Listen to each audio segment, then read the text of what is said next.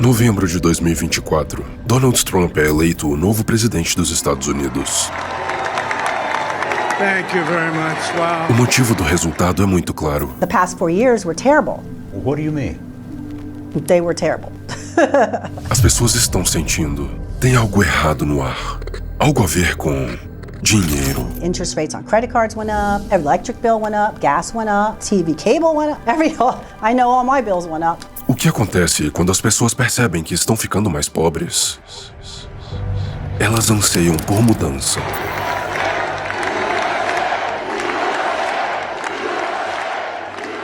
Esse não é apenas um grito de esperança, mas também um reflexo do desespero. Terras, ações, títulos públicos, imóveis. Nada mais consegue preservar o valor do dinheiro. Pela primeira vez, o povo começa a perder a confiança naquilo que gerou o sonho americano, o sistema financeiro. E, é claro, todo bom político conhece as regras do jogo. Vence aquele que promete o que o povo quer. But for too long, our government has violated the cardinal rule that every Bitcoiner knows by heart. Never sell your Bitcoin, right? O que ninguém esperava era que essa eleição seria o gatilho para desencadear um movimento sem volta.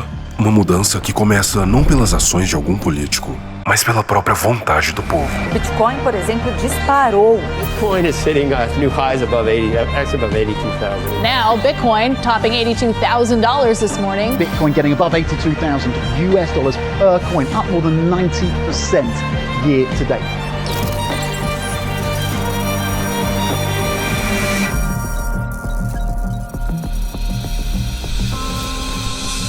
Antes de começarmos, é importante deixar os pratos limpos na mesa. Meu objetivo aqui não é gerar pânico, mas sim te mostrar a verdade que estão ocultando de você sobre um sistema nefasto de poder e controle que ainda pode ser interceptado. Mas para isso, você precisa estar atento, desperto, lúcido. Eu também não estou aqui para te manipular e te oferecer algum curso caro no final. Eu fiz questão de correr atrás de uma solução que eu pudesse te entregar de graça e ainda assim tornar isso financeiramente viável para mim. E mais uma coisa, isso aqui não é uma conspiração, é um alerta. Eu sou simplesmente um cara qualquer, que por acaso é extremamente dedicado em garantir o que para mim tem mais valor nessa vida: liberdade. Então, o meu objetivo aqui hoje é compartilhar com você os meus pensamentos e as minhas ideias baseado em anos de pesquisa, estudos e conversas com pessoas muito mais inteligentes do que eu. Estamos vivenciando um ponto sem volta. Um momento ímpar na história em que as decisões que você tomar agora vão determinar se você vai ser financeiramente livre e próspero ou se será um mero escravo, lutando para sobreviver no futuro. As mudanças que estão acontecendo e que eu vou te explicar nesse vídeo vão te chocar. Vamos trilhar uma jornada ao passado, entender os acontecimentos que nos levaram a um sistema financeiro corrupto, predatório e nefasto. E você vai compreender não só como as pessoas mais prósperas do futuro estão sendo moldadas agora, mas também como fazer parte dessa parcela da sociedade. Esse não vai ser um vídeo de entretenimento, fácil de acompanhar e de compreender. Mas eu garanto, tem o potencial para ser um dos mais importantes que você já assistiu. Então livre-se de todas as distrações e vamos começar.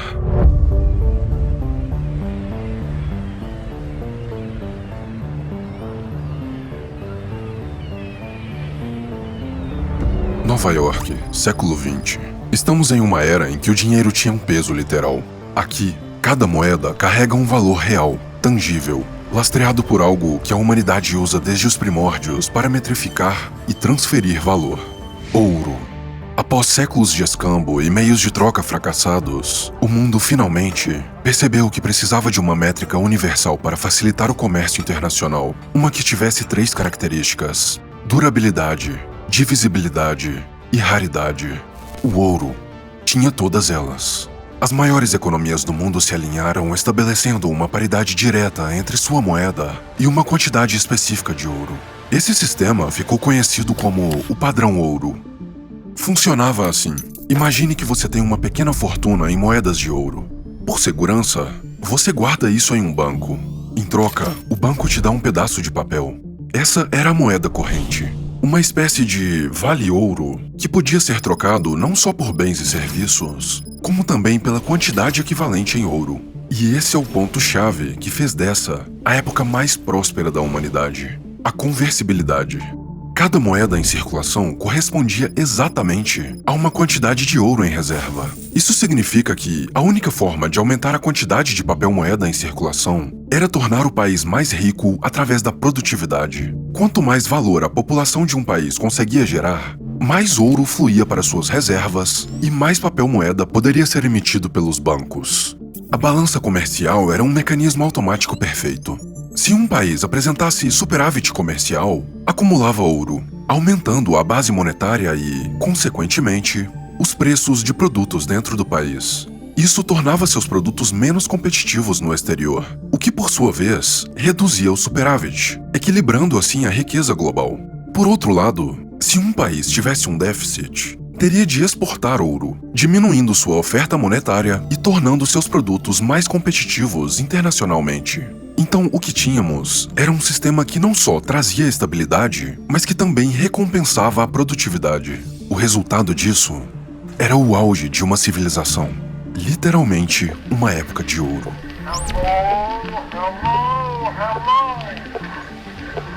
Mary had a little lamb. Its fleece was white as snow. A humanidade florescia.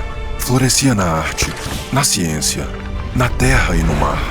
Ferrovias conectavam mercados. Grandes navios cruzavam oceanos. A criação do telefone encurtava distâncias. E a da luz elétrica transformava noites em dias. Os automóveis começavam a pavimentar o caminho para um futuro glorioso. Não só inventamos o rádio, o cinema e as vacinas, como revolucionamos a arquitetura e a pintura.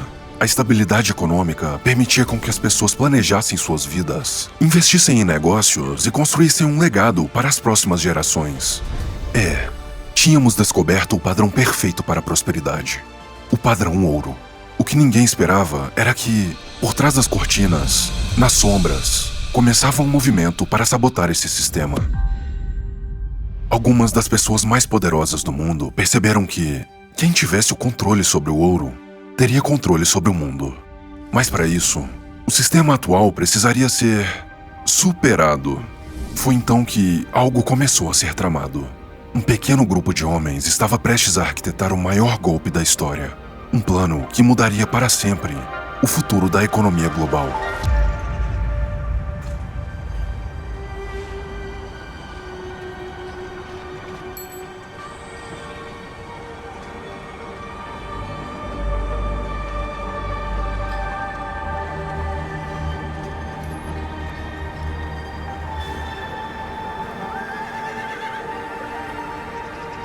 Estamos em 1907.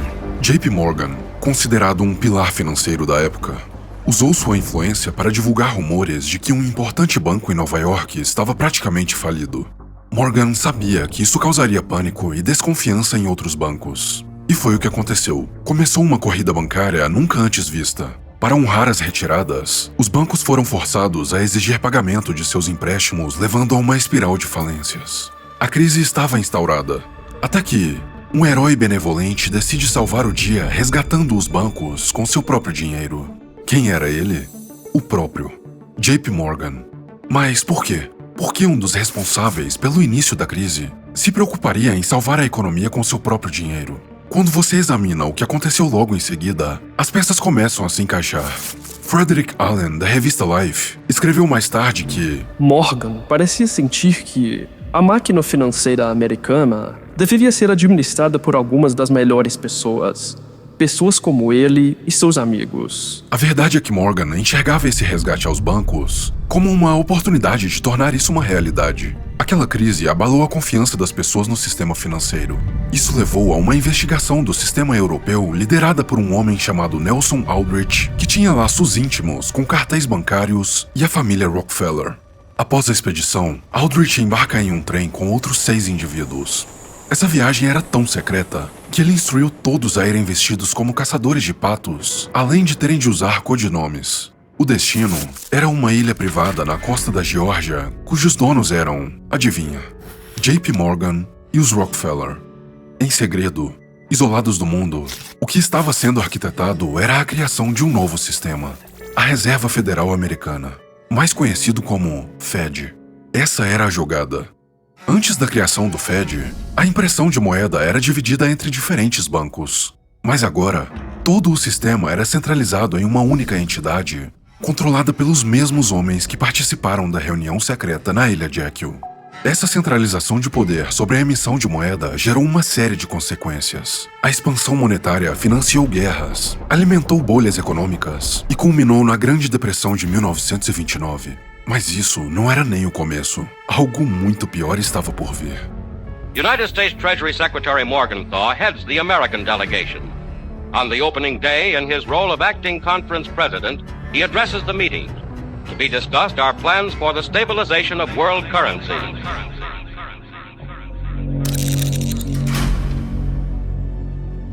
Estamos em 1944, no auge da Segunda Guerra Mundial.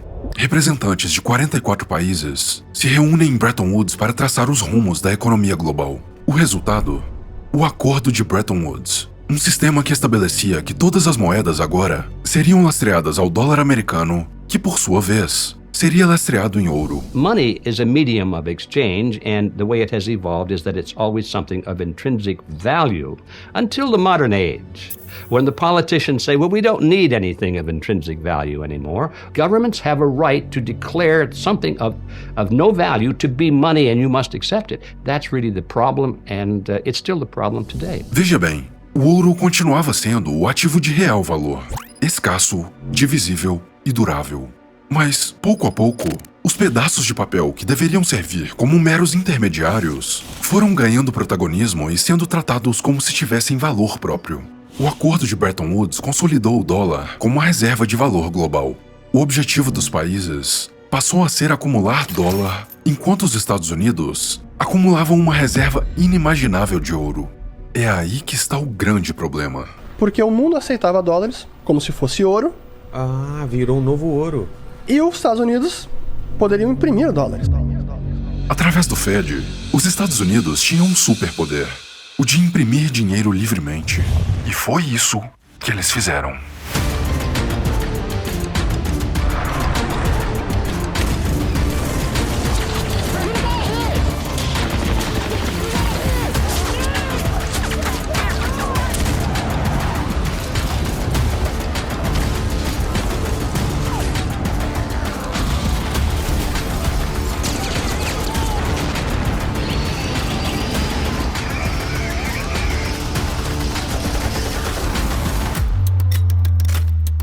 Com o financiamento de diversas guerras, programas sociais e expansões militares, ficou claro que os Estados Unidos estavam imprimindo muito mais dinheiro do que o que tinham em reservas de ouro. Pouco a pouco, o mundo começou a perceber que algo não estava certo. Foi então que começou uma espécie de corrida bancária governamental. Os países começaram a exigir a conversão de seus dólares em ouro. O sistema estava ficando insustentável. E o governo americano sabia que se não tomasse medidas drásticas, iria colapsar. Então, chegou o momento. 15 de agosto de 1971. O dia em que o mundo seria condenado a uma era de dívida, controle e miséria. I have directed the Secretary of the Treasury to take the action necessary to defend the dollar against the speculators. I have directed Secretary Connally to suspend temporarily the convertibility of the dollar into gold or other reserve assets, except in amounts and conditions determined to be in the interest of monetary stability and in the best interest of the United States.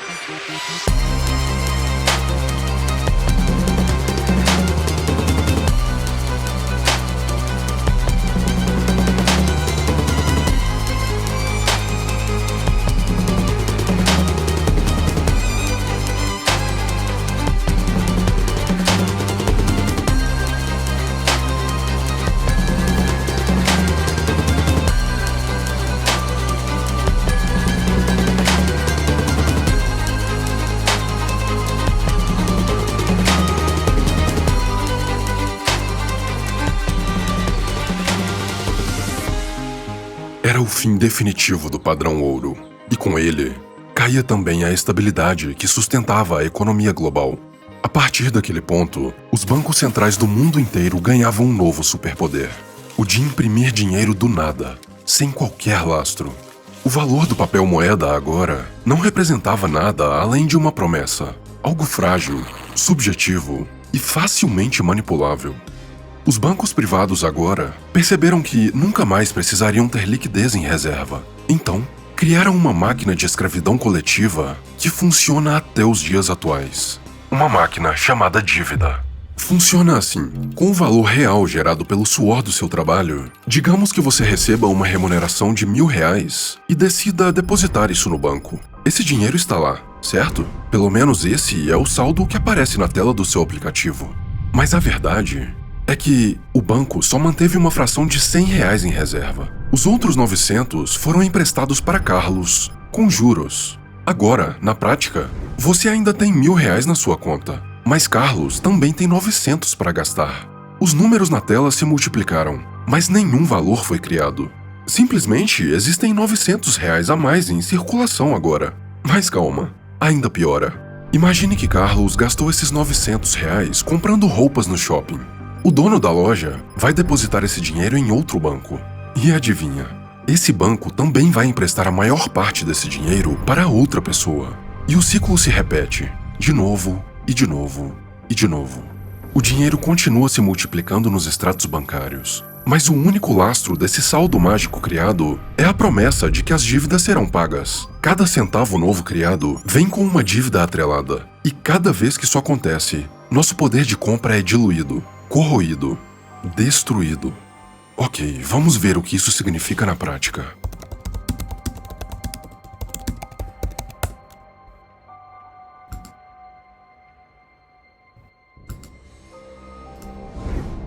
O preço do ouro disparou a partir de 1971, o exato ponto em que Nixon fez aquele anúncio.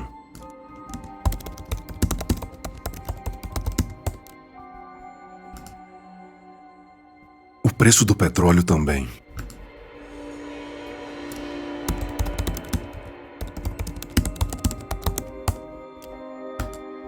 A dívida americana atingiu patamares astronômicos.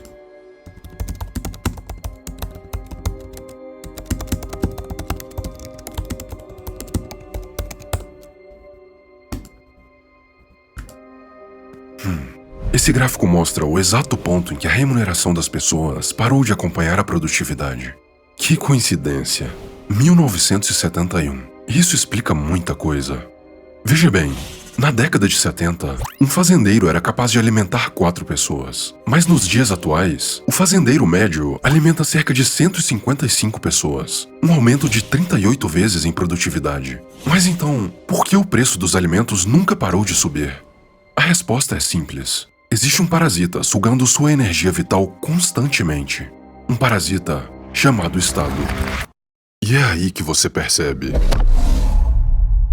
Você nunca teve chance. Desde o começo, esse jogo foi manipulado. Enquanto você luta para conquistar um futuro melhor, há um sistema silenciosamente roubando o fruto do seu esforço. Um sistema feito para te empobrecer sem que você perceba, drenando sua energia para sustentar um ciclo interminável de guerras, dívidas e controle. Você é forçado a carregar o peso de um jogo que, desde o início, foi feito para te manter submisso. Mas o que esses filhos da mãe não esperavam era que, no momento mais sombrio, alguém estaria arquitetando o que para eles seria o pior pesadelo.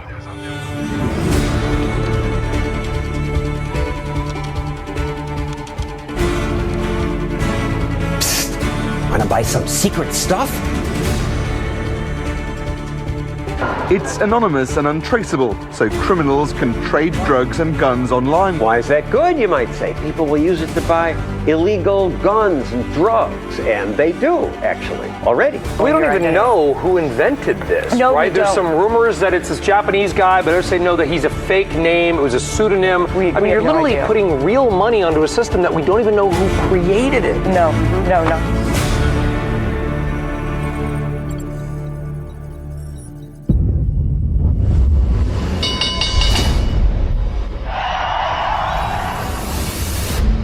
The American financial system is rocked to its foundation as top Wall Street institutions topple under a mountain of debt. When you step back for just a moment and consider the events of the last few days, it is truly unbelievable.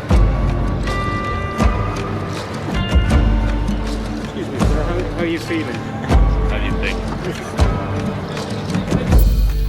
2008. A economia dos Estados Unidos entra em colapso e expõe a fragilidade do sistema econômico global. Famílias perdem tudo. Governos socorrem os bancos, não as pessoas. E uma verdade amarga começa a ficar evidente. O sistema financeiro é um castelo de cartas. Um jogo manipulado em que as regras sempre favorecem os mesmos jogadores. O sentimento do mundo era de impotência. Então, alguém decidiu reescrever as regras do jogo. Em outubro daquele ano, um manifesto foi publicado em um fórum anônimo. Começava assim: Estou trabalhando em um novo sistema de dinheiro eletrônico completamente descentralizado. Quem assinava a publicação não tinha um rosto, nem mesmo história, apenas um nome. Satoshi Nakamoto. Satoshi Nakamoto. Satoshi Nakamoto. Satoshi Nakamoto. Satoshi Nakamoto. Assim, do nada, surge um nome que jamais seria esquecido pela história. Satoshi parecia ter um único objetivo: criar algo que pudesse libertar as pessoas de um sistema financeiro corrompido. Por 2 anos, ele trabalhou no projeto, publicou textos e respondeu perguntas em fóruns explicando o funcionamento de sua criação. Até que, em 3 de janeiro de 2009, sua obra-prima é ativada. Um novo sistema financeiro capaz de eliminar bancos, governos ou intermediários de uma transação.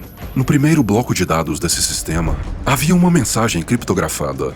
The Times, 3 de janeiro de 2009. Ministro da Economia à beira de um segundo resgate aos bancos. Uma crítica direta à impressão de moeda que salvava bancos às custas do povo. Era um recado claro. O que estava começando naquele dia era uma revolução. Mas é claro, ele sabia que aquela criação não poderia depender de líderes ou de figuras de autoridade. O controle precisava ser entregue à comunidade. Então ele deixou o maior presente que poderíamos ter recebido: a sua ausência. Satoshi created a way, Satoshi gave it away, Satoshi went away, right? If you want the roadmap for an ethical launch of a decentralized digital commodity, an open protocol for anything, it's you create it, you give it away, you disappear. Era o começo de uma longa história. A história do Bitcoin.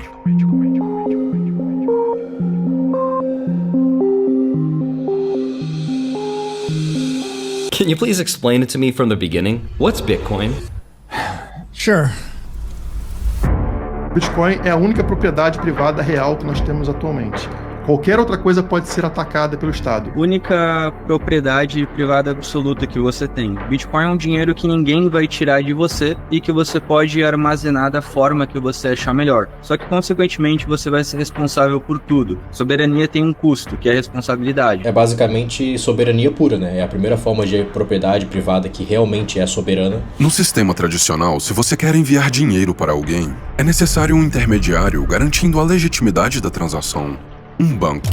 O Bitcoin basicamente elimina esse intermediário da equação. Esse dinheiro é seu, soberanamente seu. Somente com o Bitcoin você pode ser o seu próprio banco, né? Ele é o único mecanismo tecnológico para a liberdade que nós temos hoje. Funciona assim. As transações são feitas em uma rede chamada blockchain.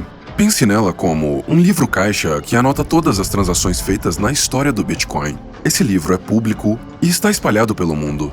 Para adicionar uma nova transação ao livro, os computadores conectados à rede precisam concordar com a validade da operação. É como se você tivesse milhões de testemunhas verificando que o saldo que sai da sua carteira será adicionado ao balanço de quem está recebendo a transação. Eu não tenho que pedir permissão para ninguém de como, que horas, quanto que eu devo usar o meu dinheiro. Não tem limite de transferência, não tem limite por horário, como a gente já tem no Pix, né? Você consegue verificar tudo. O protocolo é público, o protocolo é auditável.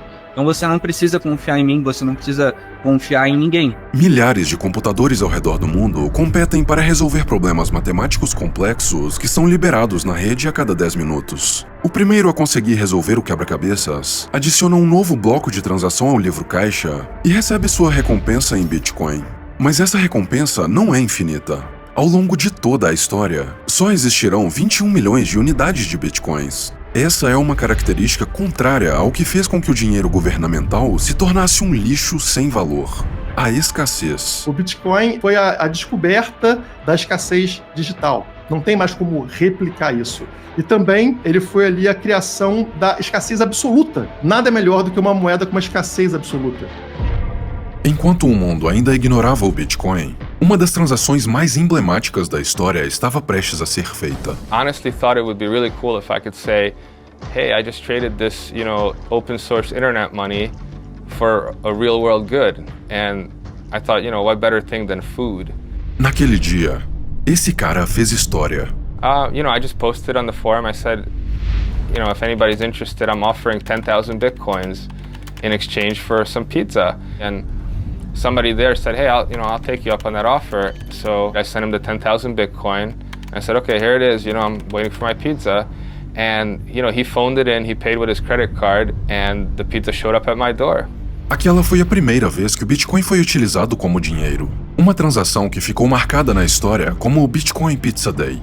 Eu sei, esse cara comprou uma pizza pagando o que hoje seria equivalente a $1 bilhão. Mas, bom... Well, somebody had to start it off. Aquela transação foi um marco na história. Era a prova concreta de que o Bitcoin poderia ser usado como dinheiro de verdade. Era algo muito novo. Tecnológico demais para ser compreendido. Revolucionário demais para ser ignorado. Então, aquilo chamou a atenção de um grupo específico de pessoas. Visionários, curiosos e, é claro, nerds. Is a kind of a digital currency. We don't know what the heck we're doing. That's right, we're using floppy disks. The key thing here is to get as many Bitcoins as possible. It is a freedom provider for the rest of humanity because you can't create more. It's mathematically impossible. Alguns deles perceberam que não era a respeito de dinheiro. Era sobre reivindicar de volta o seu poder pessoal. Por que você não tenta aí aplicar uma multa nos meus bitcoins? Que tal? Você sabe o que é Bitcoin? Pode tentar piorar, pode tentar fazer o que quiser, vocês nunca vão receber um centavo. Eu vou estar aqui para dar risada cada vez que vocês tentarem. Adriano, só uma intimação pra você. Não, intimação, se você quiser, você joga aí, cara. Eu posso ignorar. Não, você vai receber ou não vai? Não vou receber nada. Não, tudo bem. Nada. Quanto mais o tempo passava, mais claro ficava que essa história estava só começando. I'm right here watching history be made. Bitcoin is now up to $111. It's an all-time high, and it's continuing to rise. I've seen it break 3 times today. It went up to 110, and this is the highest that it's been. It's ridiculous. Last trade, 189 Bitcoin for $111 piece. That's amazing to me. I mean, just look at this graph. You see this graph? That's the last 3 hours. Give me a second, I'll switch it up.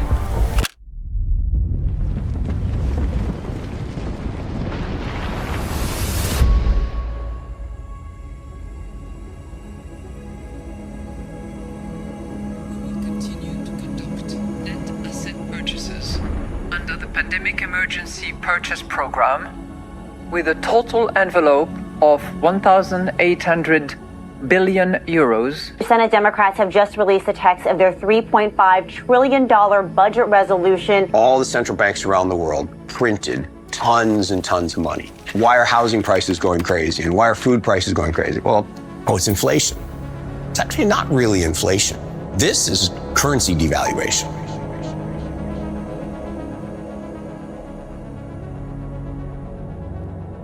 Em 2024, após uma crise sanitária de escala global, o mundo nunca mais foi o mesmo. Governos do mundo inteiro cederam à tentação de beber cada vez mais de um cálice doce, mais venenoso. A impressão desgovernada de moeda, do dólar ao euro, do real ao iene. Trilhões de moedas foram injetadas no sistema em uma escala nunca antes vista. O veneno se espalhou, e agora estamos pagando o preço. So a single politician with the ability to print money can turn employees against employers, can turn the customers against the vendors. They can turn every industry against every other industry. You have human tragedy. Businesses collapse, families collapse, people lose their lives. And it's all because the economy is, in essence, collapsing because the energy is being drained out of the currency. Há uma guerra não declarada. Uma luta invisível, travada contra a propriedade, a prosperidade, o poder pessoal e, acima de tudo, contra a liberdade. Uma batalha entre aqueles que buscam conquistar com suas próprias mãos a verdadeira liberdade e aqueles que querem o que é dos outros sem pagar o preço. Mas liberdade exige coragem, exige enfrentar o risco, a falha, a dor do fracasso, antes que se alcance o sucesso. Mas os inimigos da liberdade querem tudo de graça. Eles querem resultados sem esforço, soluções rápidas, sem arcar com as consequências de suas escolhas. Isso nunca termina bem. Cada vez que a humanidade trilha este caminho, afia o machado de seu próprio carrasco. Cada vez que aceitamos conforto sem esforço, aceitamos um novo elo na corrente que nos aprisiona. É bem simples. Quando você pede por mais coisas de graça, a Reserva Federal tem uma ótima desculpa para criar dinheiro do nada e emprestar ao governo.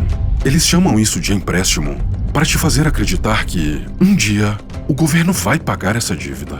Mas a verdade, eles nunca vão pagar. If they didn't keep creating new money in larger and larger amounts, the whole thing would crash. Because that's where the money comes from to pay off the previous loans. It's the new loans. So that's why it's a Ponzi scheme. It's a classic Ponzi scheme. É por isso que, eventualmente, as pessoas param de acreditar.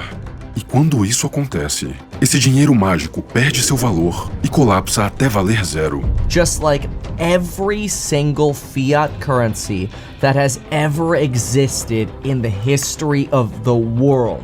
They all go to zero. And we have reached a point of no return where the numerator is going to outstrip the growth of the denominator under any plausible scenario, which means you need to print money to solve that debt spiral. Só tem problema. The Ponzi ends when people stop believing. E, meu amigo, elas estão parando de acreditar. Porque não importa o quanto de dinheiro que você acumular, esse dinheiro vai ser destruído pela inflação. People know their future is fucked, and they can feel it. They have a sense of desperation. Pouco a pouco, a verdade vem à tona. Já não dá mais para esconder. Fair to say you simply flooded the system with money. Yes, we did. That's another way to think about it. We did. Some of the language and concepts are just confusing. I mean, the government definitely prints money, and it definitely lends that money, which is why the government definitely prints money, and then it lends that money by selling bonds. Is that what they do?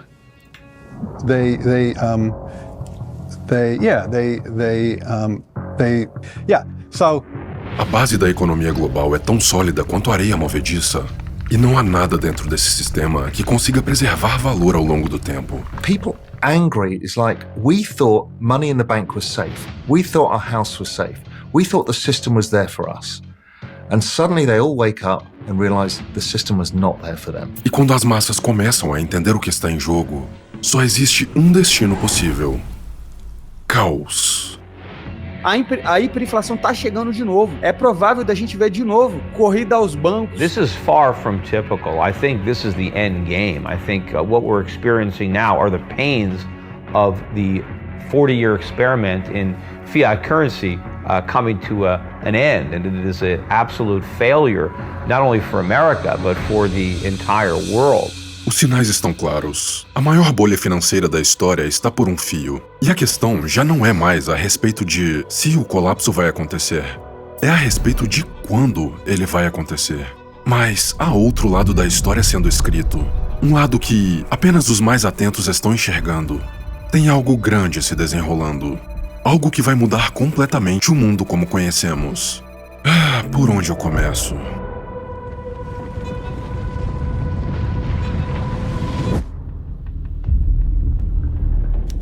13 de julho de 2024, Butler, Pensilvânia. O candidato a presidente Donald Trump discursa em um comício. Faltam apenas 4 meses para a eleição mais importante da história moderna. O que está em jogo é o futuro da humanidade. Trump está só começando seu discurso quando tiros são disparados. Take a look at what happened.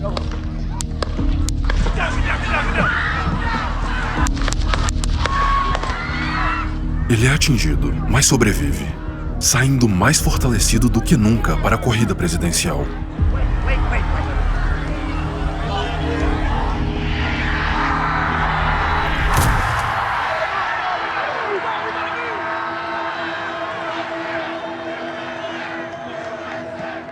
Trump ainda não sabe, mas esse é o evento que dá início a um movimento que mudará para sempre a forma como a humanidade lida com dinheiro.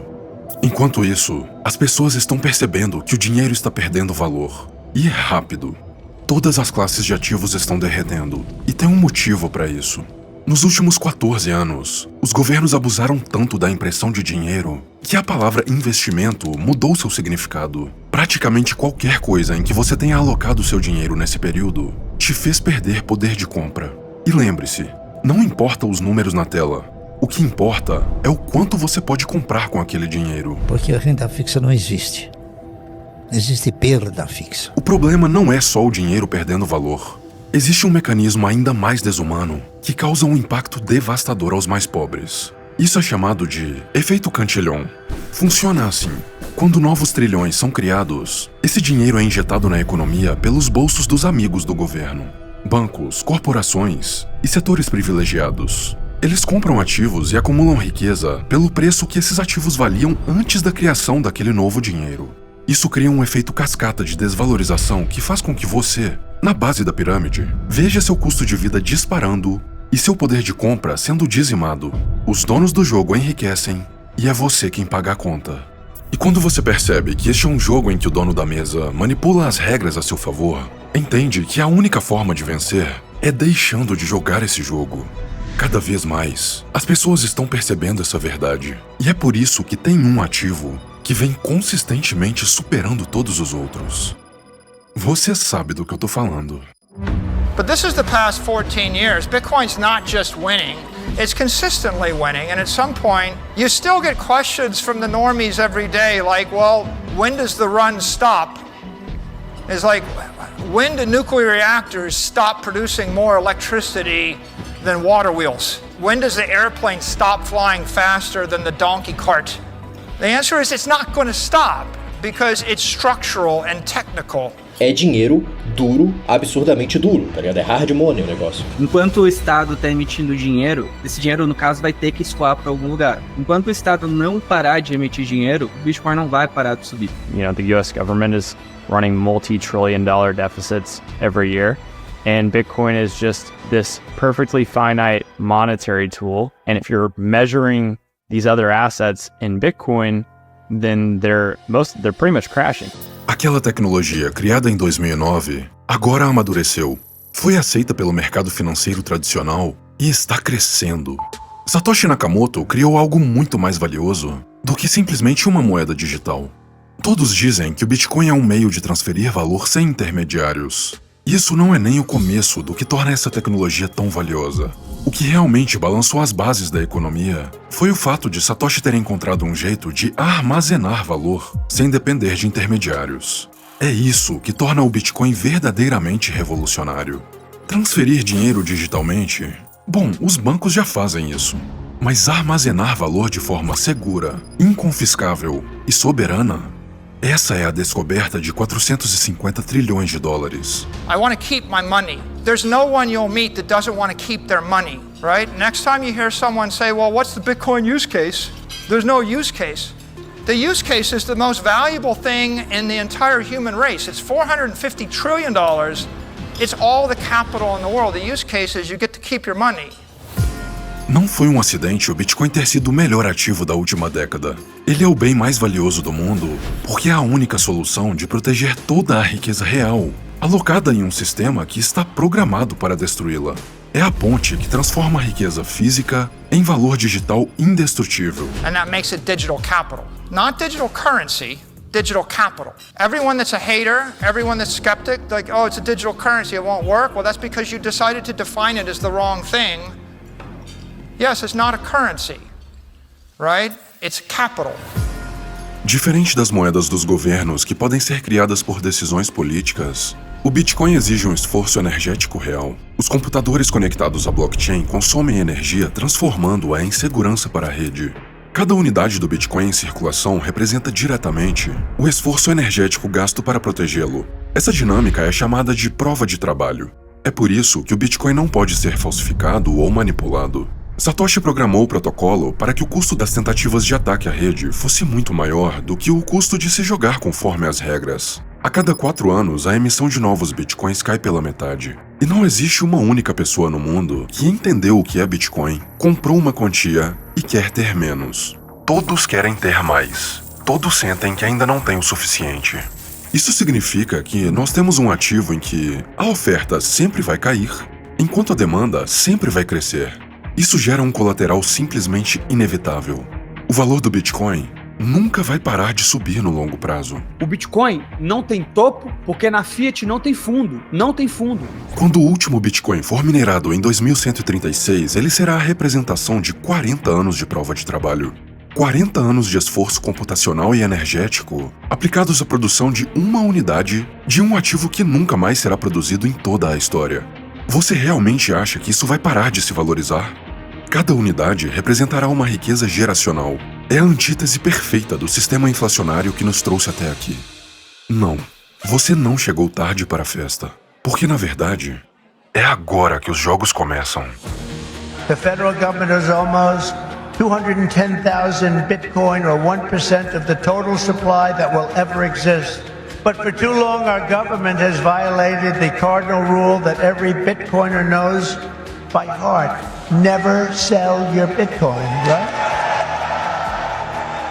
14 dias depois do atentado, Trump surpreende o mundo com um anúncio inesperado em uma conferência de Bitcoin. This afternoon, I'm laying out my plan to ensure that the United States will be the crypto capital of the planet and the Bitcoin superpower of the world, and we'll get it done. Imediatamente, o Bitcoin começa a disparar. Mas é na noite da eleição que se inicia um movimento sem volta. O Bitcoin, por exemplo, disparou. Bitcoin is hitting new highs above 82,000. Now, Bitcoin topping $82,000 this morning. Bitcoin getting above $82,000 per coin, up more than 90% year to date.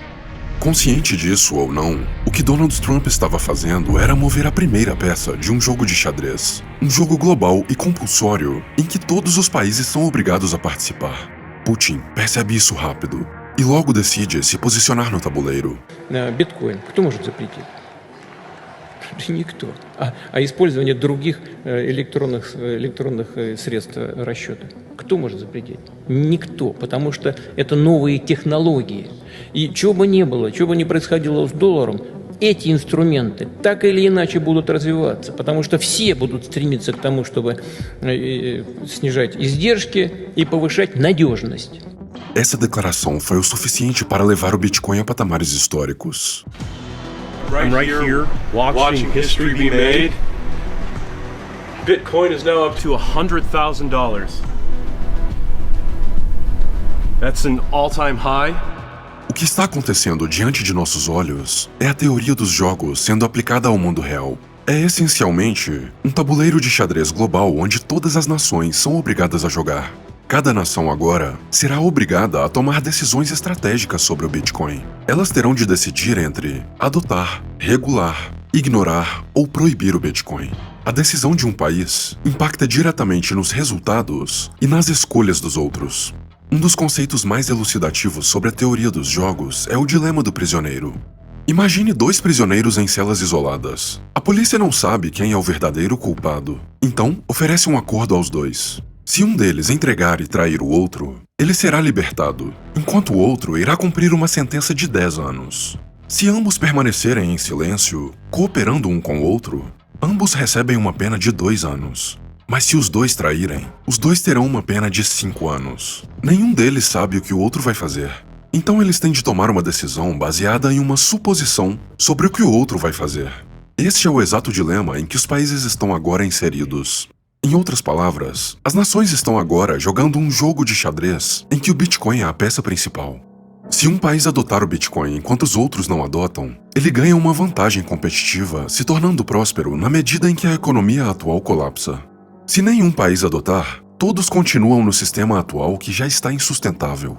Se os maiores países adotarem, eles perdem o poder supremo sobre a economia. Mas por outro lado, o sistema financeiro global se fortalece, fazendo com que eles se tornem nações mais ricas e poderosas. Enquanto isso, os países que optarem por banir ou ignorar o Bitcoin serão financeiramente dizimados. Agora, preste muita atenção ao que eu estou prestes a te revelar, porque o que você verá na reta final deste documentário não é só uma visão de futuro, é um divisor de águas. Uma linha que determina se você será livre e próspero nessa nova economia ou se será escravo de um sistema tirânico. Se prepare, porque a partir de agora é que as coisas ficam realmente sérias. Precisamos conversar sobre o Brasil nesse tabuleiro.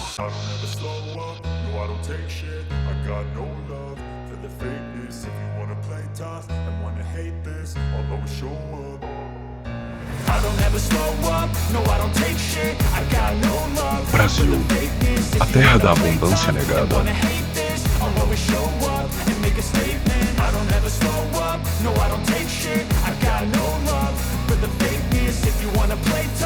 Naturalmente rico, tragicamente escravizado.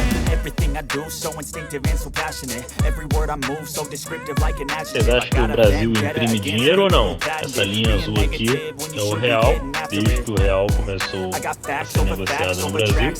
E olha a quantidade de real que está sendo impresso. Olha a quantidade de real que está sendo impresso.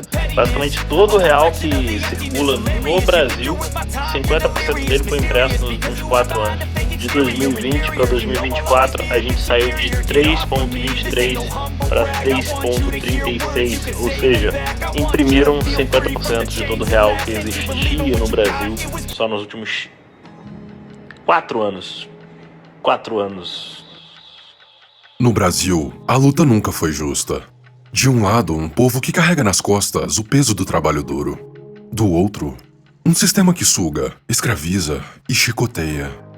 Se no mundo o dinheiro perde valor a passos largos, aqui ele evapora diante de nossos olhos. Se o dólar é um cubo de gelo em sol escaldante, o real é queimado em uma fogueira. Somos parasitados desde sempre, mas há 2 anos, nossa nação foi capturada, não por governantes, mas por tiranos sem escrúpulos. Eles não querem só dinheiro, querem controle. Perdeu, mané, numa mola. Missão. Rapaz, nunca quero ganhar isso.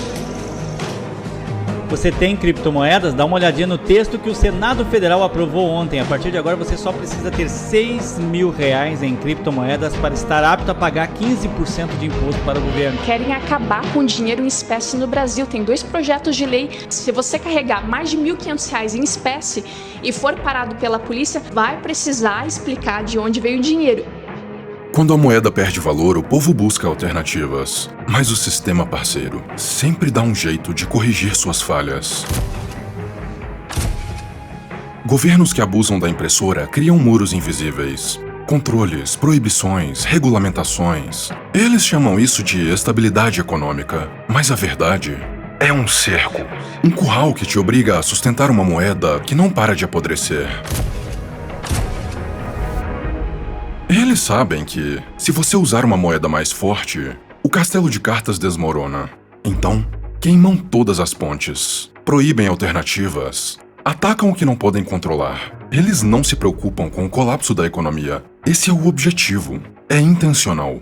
Para eles, a verdadeira ameaça é o momento em que você percebe que não precisa mais deles. Já está bem claro qual será a posição do Brasil no tabuleiro. E quando você percebe que está num país onde o Bitcoin não será adotado, entende também o motivo de, desde 2022, as corretoras obrigarem todos os usuários a entregarem seus dados, seus documentos e sua biometria facial.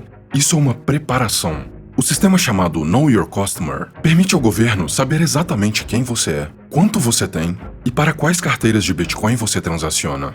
E uma vez que isso é feito, você está no radar. Vou apertar aqui para vocês verem a mágica acontecer. Olha isso aqui, presta atenção. O ponto central aqui é a carteira que eu coloquei, é o 0xA6. Essa é a carteira que a gente tá vendo. E aqui ela tá mostrando todos os locais que essa carteira aqui interagiu. Que olha o tanto de transação que essa carteira fez, olha o tanto de carteira que ela interagiu. Inclusive tem algumas que eu já consigo saber de quem é. Quando a moeda não suportar e você tentar se proteger, será simples te impedir de escapar e fechar todas as portas para o Bitcoin.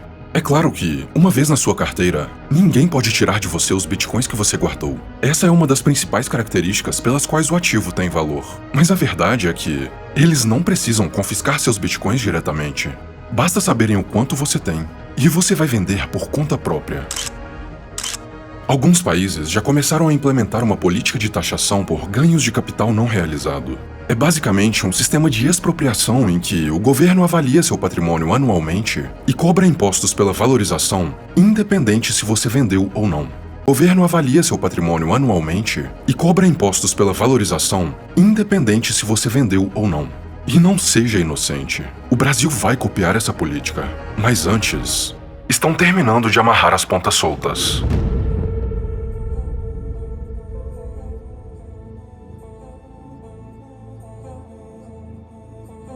Está sendo construído um sistema que não sobra nenhuma escolha para nós. De acordo com o Banco Central, se o plano avançar como previsto, os testes para a população devem começar já em 2025, hein? Em 2025, o real vai ser substituído pelo Drex, que é a moeda digital dos bancos centrais. Drex, a peça final para o controle completo. Uma tecnologia criada pelo governo em resposta ao Bitcoin. Será uma moeda digital, mas diferente do Bitcoin. O Drex foi 100% projetado para controlar todos os aspectos das nossas vidas. Agora, o poder a ferramenta vai estar ali. A ferramenta para o cara apertar um botão e travar o saldo que está na sua conta, tá ali. Você vai ter um controle de o que você vai poder gastar ou não. Porque o CBDC ele pode impedir as pessoas de comprarem aquilo que elas querem. Mas ele pode resolver a questão do dinheiro programável. Então, no futuro, você pode pensar num pagamento de Bolsa Família, por exemplo, que só pode comprar comida. Ele pode, basicamente, decidir o que fazer com esse dinheiro que está na sua conta, a hora que quiser, antes mesmo desse dinheiro entrar na sua conta. Entendeu? Se a gente tivesse o Drex na pandemia, você só podia comprar num raio de 5 km da sua casa, então você tem programabilidade desse dinheiro. Cada centavo que você gastar será imediatamente computado pelo sistema de inteligência artificial do governo. Isso vai permitir com que seu perfil seja traçado e rastreado. Cara, isso é um caos. Isso é um caos, cara. Assim, é a encarnação do mal, é o capeta na Terra, porque vai ser um dispositivo totalitário que vai dar amplos poderes ao governo e que realmente é assustador. Quem vai estar comprando naquela lojinha que só aceita dinheiro, que provavelmente está fazendo evasão fiscal, vai ter que aceitar o Drex. Então você trabalha na evasão fiscal também. Então tem várias coisas que a gente vai conseguir fazer com esse real digital. Cada centavo que você gastar vai ser rastreado. O Banco Central ainda não resolveu o desafio tecnológico, que é a privacidade. Se a gente entende o poder que isso pode conceder ao Estado, cara, todo mundo deveria sair na rua para protestar contra o arranjo desses. Baseado em seus padrões de consumo, o governo poderá identificar indivíduos que não se comportam e aplicar punições imediatas. Mas não para por aí. Se você falou alguma coisa que incomodou alguém no Twitter, chamou, sei lá, algum ministro do STF de careca. Aí diz, esse cara é careca. Ele aperta um botão e tá bloqueado todo o seu dinheiro. O indivíduo falou alguma coisa, chamou um gordo de gordo, falou alguma coisa de algum ministro, de algum político, e agora ele basicamente está restrito de poder usar aquele dinheiro inteiro. E eles vão usar essa tecnologia para controlar as pessoas e para acusar. É totalmente arbitrário. O governo poderá programar uma série de itens e ativos proibidos pelo sistema, e a moeda automaticamente não só bloqueará a compra daquele item, como também enviará um alerta de atividade suspeita ao sistema. Então, se o Estado tiver o interesse de proibir você de ter acesso a uma moeda que te proteja do próprio Estado, ele vai conseguir. É o tipo de poder que nenhum Estado deveria ter, nenhum grupo de pessoas deveria ter. Vai ser a opressão total, o controle financeiro de cada aspecto da sua vida. Seu dinheiro vai ter uma validade. Você obrigatoriamente precisa gastar esse seu dinheiro dentro de 1 mês ou 2 meses. Isso é cruel. E se eles tiverem a possibilidade de capturar o seu dinheiro, como eles vão fazer com o Drex, acabou. É um controle absoluto sobre a vida das pessoas. Cara, a única alternativa realmente de liberdade, autonomia e independência vai ser o Bitcoin. O tempo está se esgotando. Estamos em um ponto da história em que as decisões que tomarmos agora definirão se seremos livres e soberanos ou prisioneiros de um sistema cruel. Quem entrar no Bitcoin antes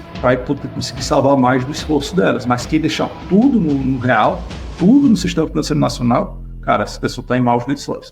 Vão tirar cada centavo da sua vida. Justamente porque o Bitcoin ele é uma saída de inconfiscabilidade, ele se torna uma saída urgente, que é literalmente para ontem. A gente está vivendo um período que é como se fosse uma janela, e essa janela está fechando pouco a pouco. Daqui a pouco não vai existir mais tempo ou mais meios de você evitar o CBDC. Quem saiu, saiu. Quem não saiu, não sai mais. Não é, por favor, isso não é uma questão mais, você é pessimista. Não, é uma questão atuarial. Quem ignora essa realidade está ignorando números factuais.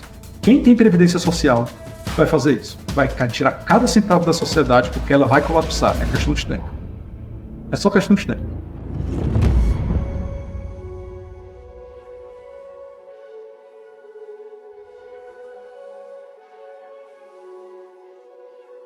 Eu sei o que você está se perguntando. Se todas as corretoras me obrigam a cadastrar meus documentos e meu rosto, e esses dados podem ser utilizados para vigiar minha carteira, significa que é impossível acumular riqueza com privacidade? Este foi o meu dilema por um bom tempo. E felizmente, eu descobri que não. Nem tudo está perdido. Ainda existe um jeito de acumular Bitcoin de forma 100% privada. Eu estudei, testei diversas formas e consegui solucionar meu problema. Ainda há uma saída, mas por motivos óbvios, não vai ser aqui que eu vou te explicar como funciona. Na descrição deste vídeo eu deixei uma aula onde eu mostro todos os detalhes sobre como proteger o valor do seu dinheiro de forma totalmente privada e dentro da lei. E não, eu não vou te vender nada no final, só vou te apresentar uma solução e eu não vou nem mesmo capturar o seu e-mail. Você clica no link, assiste a aula e faz o que quiser com essa informação. A escolha é sua, ou melhor, é nossa. Porque há momentos na história em que toda uma geração é chamada a tomar uma decisão difícil. Este é exatamente um desses momentos. Estamos diante de uma linha que divide o passado e o futuro, mas dessa vez, não tem como ficar em cima do muro.